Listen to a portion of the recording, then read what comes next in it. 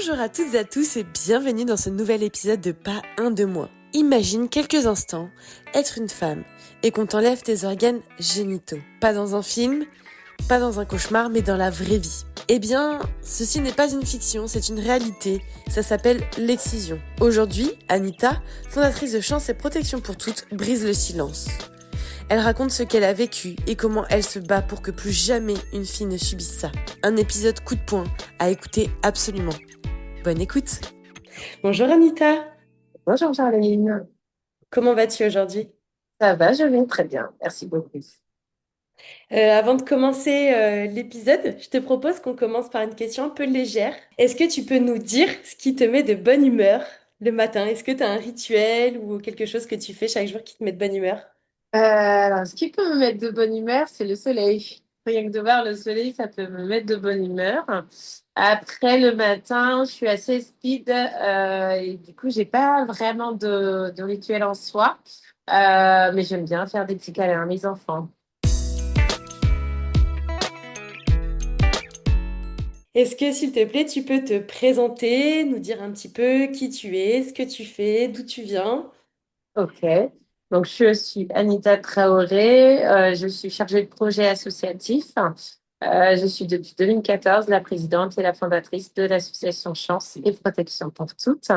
Je suis originaire de la Guinée et je suis parisienne, mais j'habite à Tours depuis à peu près 15 années maintenant. Est-ce que tu peux nous dire un petit peu quel était ton parcours professionnel avant de créer l'association? Oui, alors après, j'ai créé l'association assez jeune, hein, et donc lorsque je crée l'association, je suis titulaire d'un BTS technico-commercial et ensuite après, je vais travailler au sein de compagnies d'assurance et après, j'ai été pendant 5 années secrétaire chargée d'accueil dans un cabinet comptable. Et il y a 1 an environ, j'ai démissionné de ce poste pour me consacrer totalement à l'association. Et puis, bah, comme j'aime bien les challenges, depuis, on va dire, environ, allez, 3 4 mois, j'ai envie de me lancer sur une licence gestion des organisations pour concrétiser toutes ces expériences au sein de mon association. Génial, félicitations, c'est Voilà. courageux. Est-ce qu'il y a eu un élément déclencheur ou un moment qui t'a poussé à te lancer dans cette association, enfin à créer cette association? Alors, un élément déclencheur, oui et non. Je suis depuis toujours euh, très altruiste. J'aime beaucoup voilà, aller vers les gens, aider les gens, être aux côtés des gens. Et donc, naturellement, j'ai déjà des gens dans mon entourage à des démarches administratives, à plein de choses.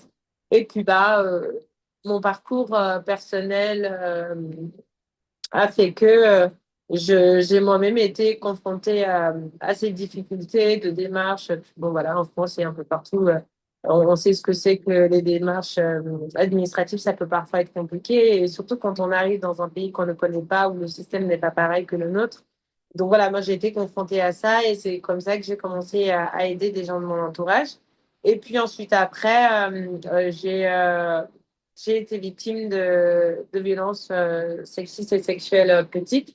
Donc bon, voilà, toutes ces choses-là faisaient un peu écho et c'est comme ça que j'ai décidé en 2014 de créer l'association Chance et Protection pour Toutes pour être aux côtés des personnes, mais aussi quelque part pour me permettre moi-même de me libérer, de prendre la parole et de pouvoir voilà, avoir la possibilité aussi de rencontrer des gens et de leur parler de moi, de mon histoire et d'en recevoir aussi, parce que ça aussi, c'est une manière de guérir finalement.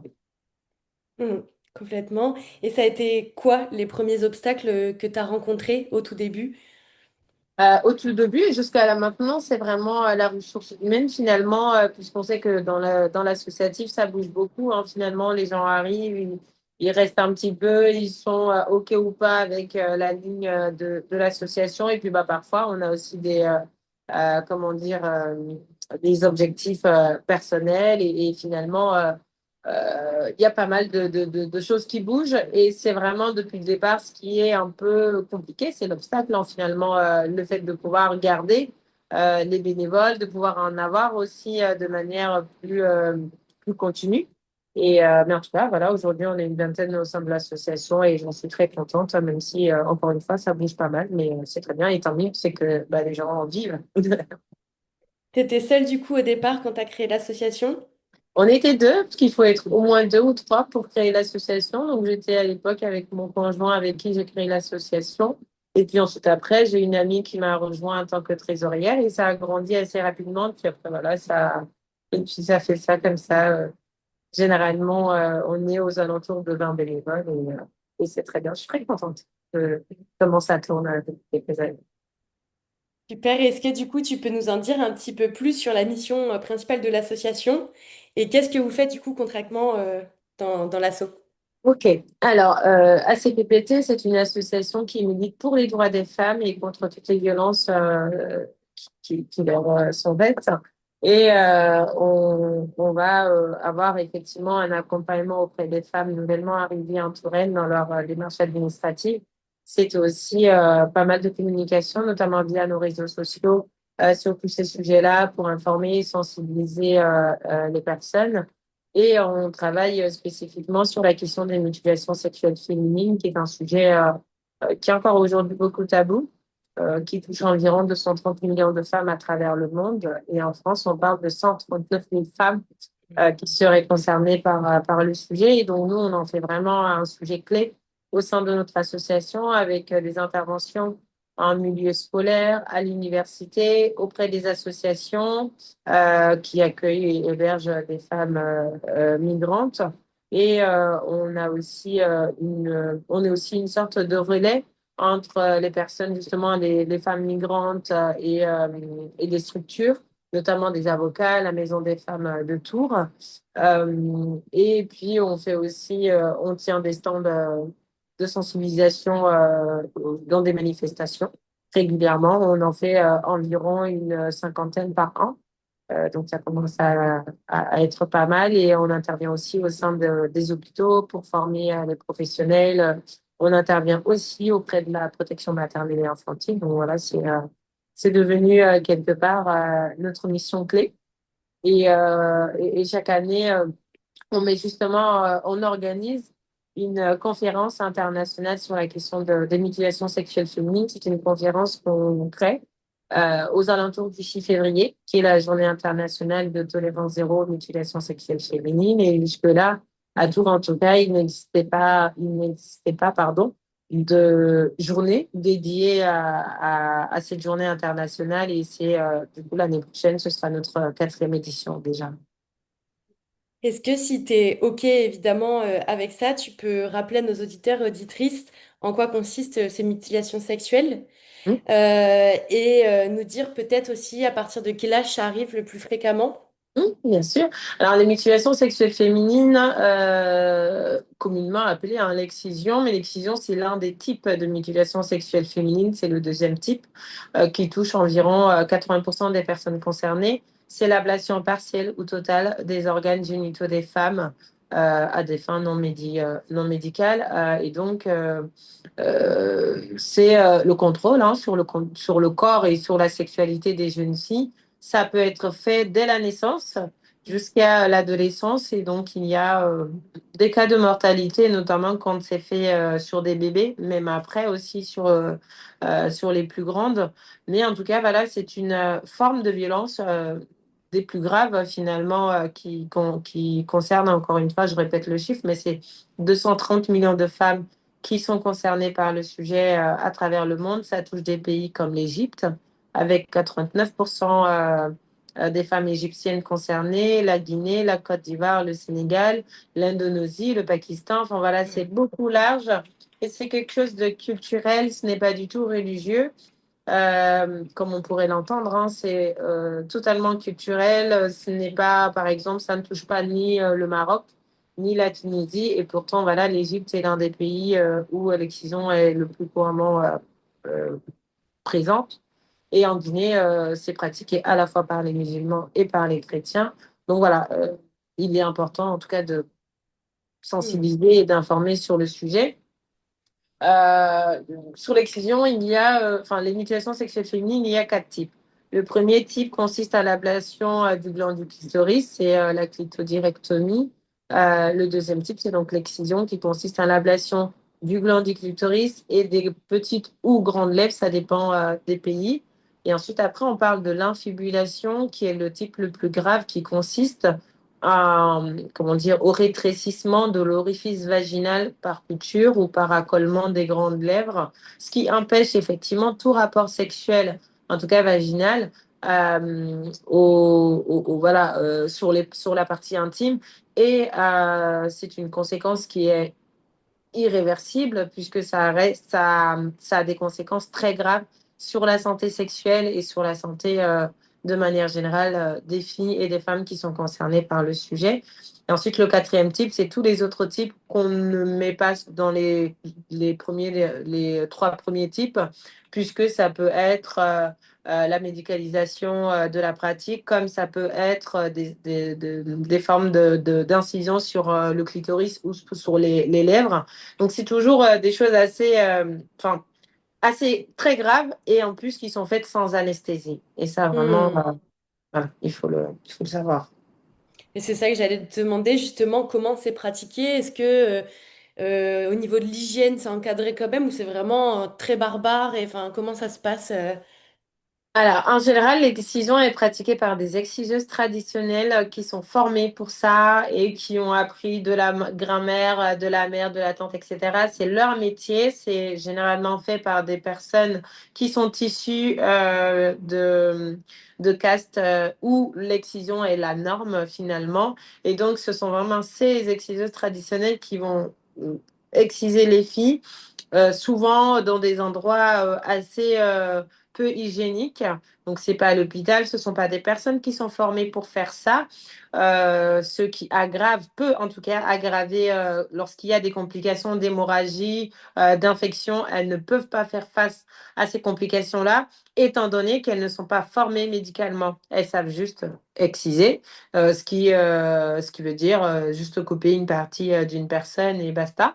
Et en général, c'est soigné par des plantes traditionnelles ou parfois, on a vu récemment dans une vidéo qu'on a postée sur notre compte Instagram, l'exciseuse disait qu'une fois qu'elle a coupé la partie à couper, elle mettait du parfum pour arrêter le sang. Vous voyez la violence que peut être l'excision ou les autres types de mutilation. et justement cette violence, elle a quel impact sur le mental aussi des femmes qui subissent ça?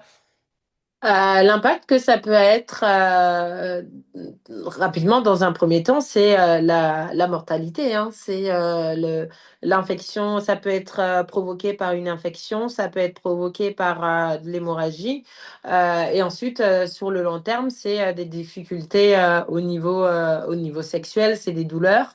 Ce sont des infections à répétition. Ce sont aussi des conséquences assez graves pendant la grossesse et après la grossesse, notamment lors de l'accouchement pour des personnes qui ont subi l'infibulation notamment.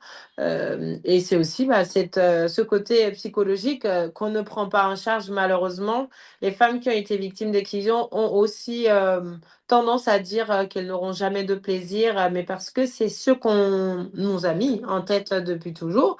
Et donc, le fait de nous avoir mis en tête qu'on n'aura jamais de plaisir parce qu'on a été excisé va nous mettre comment dire, dans une position finalement de faiblesse face à un partenaire souvent qui peuvent être, comment dire, peu compréhensifs. Et donc, ce côté psychologique n'est absolument pas pris en charge. Et puis, on se met un peu aussi euh, de côté. Nous, en tant Hmm. que femmes, nous, en tant qu'êtres humains, on dit, bah, moi, si j'ai été excisée, je ne peux pas avoir de plaisir. Et donc, en ce sens, je donne sans jamais recevoir de plaisir. Et ce côté plaisir est aussi important parce que ça concerne aussi notre intimité, hein. L'excision, finalement, ce n'est pas que physique. C'est aussi, aussi, ça touche aussi cette partie sexuelle et c'est clairement cette notion de plaisir sexuel chez la femme qui est menacée. Hmm. Est-ce que depuis que tu as créé l'association, tu vois quand même qu'il y a une avancée par rapport à ça? Il y a une avancée puisqu'on en parle de plus en plus. Et ça, c'est une bonne chose parce que ce sujet est très tabou, tellement tabou que même au sein des familles, on n'en parle que très peu. Et donc, le fait d'en parler, pour moi, c'est déjà une victoire. Maintenant, les lois ne sont que très, très peu appliquées dans les pays où c'est directement pratiqué. Et donc, pour moi, il reste encore plein de choses à faire, mais le fait d'en parler déjà me paraît essentiel. Hmm. Il faut continuer les campagnes d'information et de sensibilisation sur place, notamment par exemple en Guinée, d'où je suis originaire. Je sais que c'est pas encore assez, puisque chaque année, il y a encore énormément de jeunes filles qui sont encore mutilées, et ça, ce n'est pas acceptable. Il faut continuer à se battre pour protéger toutes ces petites filles à risque, même lorsqu'elles ne vivent pas directement dans ces pays-là. On sait que les vacances scolaires sont une période à risque d'excision pour les petites filles dont les familles sont issues de pays où l'excision est présente. Est-ce qu'il y a des femmes qui ont subi l'excision, qui vous rejoignent, qui viennent témoigner, qui prennent la parole à vos côtés? Oui, il y en a beaucoup. On a des femmes qui nous appellent simplement pour pouvoir discuter, échanger sur le sujet. Et ça, c'est super chouette parce qu'encore une fois, il y a quelques années, c'était pas encore le cas. Les femmes avaient beaucoup peur de parler du sujet parce que ça touche l'intimité, et partout où Hmm. l'intimité, surtout de la femme, est présente, les gens en ont peur, ou en tout cas, les gens en Hmm. font tout un truc autour. Et là, les gens arrivent à parler du sujet. Les femmes prennent la parole sur le sujet, et on a aussi au sein même de notre association des femmes qui ont été directement concernées par le sujet et qui, grâce à l'association et à travers l'association, prennent la parole, elles militent à nos côtés, elles sont là, elles sont présentes. Et pour elles, c'est une forme de thérapie, tout comme pour moi. Le fait de se dire qu'on a au moins ce pouvoir-là, de pouvoir parler, de pouvoir prendre la parole et de pouvoir aider les autres à prendre la parole, constitue effectivement une forme de thérapie. Et c'est quoi le plus difficile aujourd'hui dans la lutte? Le plus difficile, c'est d'arriver à convaincre les familles Hmm. qui ont encore envie de faire exciser et qui ont encore ce besoin de faire exciser leurs enfants, pas seulement pour de la violence, hein, c'est aussi pour perpétuer des coutumes, des choses auxquelles elles-mêmes, souvent, elles ont fait face. Et c'est en fait l'idée de je l'ai vécu, ma fille, elle doit aussi le vivre, même si effectivement c'est dangereux, même si c'est violent. Je ne peux pas faire sortir ma fille de cette case-là, donc je dois aussi effectivement voilà, suivre un peu la ligne. Et nous, c'est en sensibilisant, en informant et surtout en parlant voilà, des conséquences des mutilations sexuelles féminines sur les femmes, qu'on arrive quelquefois à convaincre les familles, mais pas seulement les femmes, hein. C'est aussi des jeunes hommes qu'on essaye de convaincre, parce que souvent sur nos réseaux sociaux, on a des messages malveillants, insultants. Et lorsqu'on arrive à dialoguer dans la bienveillance en mettant en avant les conséquences des mutilations sexuelles féminines, quelquefois, on arrive à convaincre quelques-uns et quelques-unes. Et ça, c'est le début de la victoire aussi. Est-ce que il y a au niveau des soutiens, est-ce qu'il y a des élus ou des institutions qui vous soutiennent? Oui, à Tours, la mairie nous soutient depuis quelques années maintenant. On y organise d'ailleurs la conférence internationale libre et entière qu'on organise chaque année. C'est à l'hôtel de ville que ça se passe. Et on est aussi en relation avec la délégation départementale aux droits des femmes, Hmm. qui ont, avec la mairie, soutenu notre campagne de prévention contre l'excision cette année. Selon toi, qu'est-ce qu'il faudrait pour faire bouger davantage les lignes au niveau législatif ou même local? Alors, au niveau local, je pense qu'on peut faire pas mal de choses. Là, notre campagne de sensibilisation, effectivement, est déployée au sein des gendarmeries, c'est déployé au sein des centres de santé, auprès de la PMI, et également auprès des associations. Mais il y a encore énormément de réticences vis-à-vis de la campagne à des endroits. Et par exemple, dans des bibliothèques, je sais que ça a été, enfin très régulièrement, lorsqu'on a été dans les bibliothèques, ça n'a pas toujours été accepté, par exemple, alors que je trouve que c'est l'un des endroits où il faudrait effectivement parler de ce sujet-là. Mais peut-être que l'idée les prochaines années, c'est de pouvoir faire des partenariats un peu plus solides, voire de passer par les collectivités, par la mairie notamment, pour que, par exemple, bah, les bibliothèques et les médiathèques et tout ça puissent aussi accepter de communiquer sur le sujet. Mais je Hmm. comprends que parfois les gens ne comprennent pas la démarche dans le sens où on a l'impression que c'est trop loin, que c'est pas un sujet qui toucherait les Françaises, alors que c'est faux en fait. On doit toutes et tous se sentir concernés par ce sujet, comme n'importe quel sujet de violence. Hmm. Euh, Maintenant, concernant la législation en France, les personnes qui emmènent leurs enfants se faire exciser, elles encourent 150 000 euros d'amende au moins et entre 15 et 20 ans d'emprisonnement. Donc ça, c'est très bien déjà. Et même lorsque la pratique est faite dans un autre pays, Hmm. en dehors de la France, si les parents et l'enfant vivent en France de manière régulière, la condamnation peut s'appliquer. Maintenant, dans les autres pays, il y a des lois hein, entre l'année 2000 et 2001. Quasiment tous les pays ont ratifié la loi pénalisant la pratique de l'excision.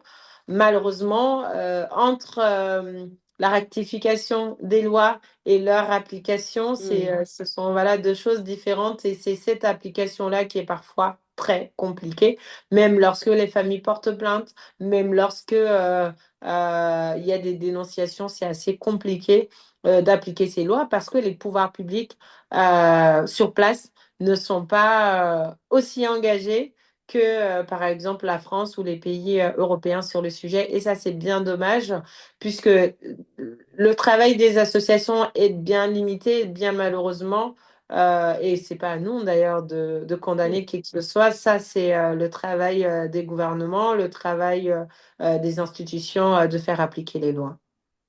Est-ce qu'il y a d'autres associations en France qui militent pour, enfin, contre l'excision, pardon? Oui, en France, on a l'association GAMS qui milite beaucoup contre l'excision. On a également le réseau d'excision Parlons-en, qui est un réseau national voilà, qui milite, qui travaille énormément avec le ministère de l'Égalité. Et il y a également les Orchidées Rouges. Il y a aussi l'association Réparons l'excision à Montreuil, qui travaille notamment au sein de l'hôpital de Montreuil en région parisienne. Et il y a une association avec laquelle on travaille énormément, c'est l'association 1000 Parcours, qui prend en Hmm. charge les femmes euh, victimes d'excision, mais qui ont un parcours assez compliqué, qui par exemple arrivent par bateau et qui ont des problèmes, on va dire, psychologiques assez conséquents. Et c'est voilà une association que moi j'aime beaucoup qui fait un énorme travail autour des mutilations sexuelles féminines, notamment par la formation des professionnels. Super, et ben, je te propose qu'on rentre un petit peu plus dans l'intime si tu es OK avec ça. Peut-être nous raconter comment toi tu te reconstruis, ton parcours par rapport à ça. Évidemment, si t'es pas OK d'en parler, on passe à autre chose, mais si tu es OK de témoigner, ce Hmm. sera... Alors, moi, j'ai été excisée à l'âge de 8 ans en Guinée. Je l'ai vécu comme, en tout cas, plus jeune, à 8 ans, je l'ai vécu effectivement avec beaucoup de douleur, mais avec aussi inconsciemment, quelque part, un peu de soulagement en me disant, bon, bah voilà, c'est fait maintenant. Je sais de toute façon que j'allais être excisée à un moment donné de ma vie. Maintenant que c'est fait, même si mes parents n'étaient pas d'accord, même si mes parents étaient voilà, totalement contre la pratique. J'ai été excisée chez mes grands-parents en vacances scolaires et pour moi, à cette époque-là, en tout cas, il n'y avait rien de plus normal, puisqu'autour de moi, toutes les filles étaient excisées et que de toute façon, dans un pays comme la Guinée où 95% des femmes sont excisées, c'était la norme finalement. C'est un peu plus tard avec un peu de lecture, avec un peu de recherche sur le sujet que je me dis, en fait, c'est pas normal. L'excision, c'est pas quelque chose de normal. il me manque, oui, peut-être quelque chose qu'on n'aurait peut-être jamais dû m'enlever. J'ai subi le deuxième type, donc l'excision. Et en fait, la colère est arrivée un peu plus tard, où je me suis dit, mais mince alors, et pourquoi? En fait, beaucoup de pourquoi. Pourquoi on m'a fait ça? Qu'est-ce que ça leur a apporté de me couper une partie de moi? Juste comme ça, parce que c'est juste une tradition et finalement, ça ne m'apporte rien. Et surtout, il n'y a pas d'explication. C'est-à-dire que on vous fait subir quelque chose sans jamais vous expliquer le pourquoi du comment, qu'est-ce que ça va vous apporter. On vous dit juste qu'une fois excisé, vous serez plus sage. Mais sage pourquoi? En quoi? Enfin, voilà. Et puis, on parle beaucoup aussi de pureté et d'impureté, c'est-à-dire une femme excisée est pure, celle non excisée est impure, ce qu'on pourrait appeler en malinké, en bambara et en soninké bilakoro, donc pour parler des femmes non excisées. Et en tous les cas, aujourd'hui, je me sens en partie reconstruite. Je me Hmm. sens en partie reconstruite parce que j'ai le pouvoir, j'ai la liberté d'en parler, j'ai le pouvoir de me dire que ce qui n'était pas normal hier ne l'est toujours pas aujourd'hui, mais en tout cas que j'ai cette possibilité-là de prendre position, de convaincre d'autres personnes de me rejoindre dans le bateau et de dire toutes et tous ensemble que c'est non, que c'est pas possible, Hmm. que ce n'est pas normal. Et rien que en faisant ça, depuis 10 ans, je me sens guérie, je me sens soulagée et je me sens en possession justement de cette liberté, de ce pouvoir de prendre la parole. Et ça, c'est vraiment pour moi la plus merveilleuse des thérapies. Et est-ce que tu ressens encore de la colère à l'heure actuelle ou ça s'est dissipé avec la guérison? Ça peut m'arriver d'être en colère quand j'en parle, par exemple, quand je parle de la scène, de comment on m'a, et nous, mes sœurs et moi, comment on nous a amadoués pour nous amener à un anniversaire alors qu'on allait nous faire exciser. Je suis en colère encore un tout petit peu parce que je me dis, toutes les questions que je me posais, les pourquoi dont je parlais tantôt, n'ont pas été répondues. Et je sais que je n'aurai jamais de réponse de tout ça. Mais en tout cas, bah, tant pis, il faut que j'avance, je dois avancer, je me dois d'avancer pour moi, pour toutes celles qui seront encore à risque d'excision. Il faut que, à un moment donné, que j'avance et ça, j'en suis consciente. Mais effectivement, toute cette démarche-là n'enlève parfois rien à la colère que je peux avoir, mais je pense que tout ça est humain. Hmm. Donc bon, voilà. C'est une mise en mouvement aussi d'être en colère. J'imagine, en tout cas, je ne peux pas parler à ta place, mais d'agir et d'avoir cette rage C'est de ça. d'avancer, C'est quoi. ça. Parce que voilà, si je me dis, bah non, mais tout va bien, ça y est, maintenant que je milite, c'est très bien comme ça, je pense que ce serait trop facile. Et de toute façon, ce sont des choses qui nous marquent à vie, qui nous marquent tellement. Et finalement, je vis en fait avec ce clitoris coupé. Et donc, Hmm. quelque part, c'est comme si c'était une imputation finalement. Et donc, c'est visible. C'est pas quelque chose qui va repousser, c'est pas quelque chose qui va guérir. Je sais que voilà, je vais vivre avec ça toute ma vie. Et contrairement à beaucoup de gens, bah, moi, j'ai pas souhaité faire de reconstruction et c'est très bien comme ça parce que ça me rappelle une fois de plus pourquoi je milite, pourquoi je fais tout ça et j'ai pas envie d'effacer tous ces souvenirs-là, même si ce sont des souvenirs assez difficiles, mais Hmm. ça me permet encore aujourd'hui de pouvoir continuer à militer. Est-ce que tu avais confronté ta famille sur ce sujet-là? Non, très peu parce que c'est tellement tabou qu'on n'en parle pas. J'ai la chance de pouvoir en parler maintenant parce que je prends la parole assez souvent sur le sujet. Donc, ma famille m'entend, ma famille me voit quand je fais notamment des émissions ou des choses comme ça. Donc, ils savent très bien que j'en parle, mais c'est pas pour autant qu'on va en faire une discussion familiale. Parce que chez nous, c'est pas un sujet. Enfin, c'est pas un sujet. En tout cas, c'est tellement tabou que c'est pas. Je préfère comme ça militer, moi, comme ça, tête tout droit, que d'en faire un sujet qui va être malaisant pour tout le monde. Je me dis juste que moi, j'ai décidé de militer et donc je milite à mon niveau. Maintenant, si jamais un jour des gens de ma famille voulaient me rejoindre, bras ouverts. Est-ce que tu peux nous dire un petit peu quels sont les projets à venir pour l'association? Alors, les prochains projets à venir, là, assez rapidement, ça va être la conférence du mois de février qu'on va commencer à organiser dès le mois de septembre. Là, tout de suite aussi, on a la campagne qui est en cours, qui va courir environ jusqu'au mois de septembre aussi. Et après, c'est de continuer à informer, à sensibiliser, à la fois à travers nos réseaux sociaux, sur des manifestations et continuer aussi à être aux côtés des professionnels, notamment par des interventions dans les hôpitaux auprès des professionnels. Tout ça, c'est essentiel pour nous. Donc, on va continuer hein, à faire ce qu'on fait déjà depuis quelques années. Et pour nos auditeuristes qui voudraient vous rejoindre et vous aider, comment on peut le faire concrètement pour vous aider à lutter? Alors, concrètement, c'est nous rejoindre en tant que bénévole, si voilà, l'envie et le temps vous le permet. Après, sinon, c'est de la possibilité de pouvoir nous faire un don via notre compte Hello Asso. Il y a aussi la possibilité d'acheter nos petits bijoux. On a des clitoris, enfin des porte-clés sororité à vendre et également des pins en clito qu'on vend aussi sur nos différents stands. Donc ça, c'est des petits bijoux qu'on aime bien promouvoir.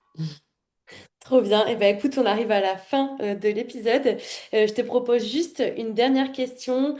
Si tu avais un message à faire passer aux jeunes filles, aux parents, aux élus, qu'est-ce que ce serait? C'est de soutenir toutes les femmes engagées, c'est de soutenir toutes ces associations qui militent pour les droits des femmes. Il y en a de plus en plus et c'est très bien, mais malheureusement, on manque énormément de moyens. Donc, les moyens, c'est humainement, donc c'est des bénévoles. J'invite toutes les jeunes filles qui en ont envie, qui en ont le temps, la possibilité de rejoindre des associations. Il ne faut pas hésiter. Moi, je dis toujours que les associations sont une vraie école humaine. On apprend énormément de choses à travers les associations. On y fait des rencontres formidables. Donc, il ne faut pas hésiter quand on est jeune à rejoindre les associations pour apprendre, pour rencontrer. Et puis après, aux élus, c'est effectivement de faire leur possible. Ils le font déjà, ils et elles le font déjà. Mais effectivement, voilà, on manque de ressources financièrement, notamment. C'est toujours assez compliqué pour les associations de, de mettre tous les projets qu'on voudrait mettre en place, tant il nous manque financièrement des ressources. Voilà. Eh ben écoute, merci. Merci pour ton témoignage. Merci pour cet épisode et je te souhaite une bonne journée. Merci beaucoup à toi également, Charline.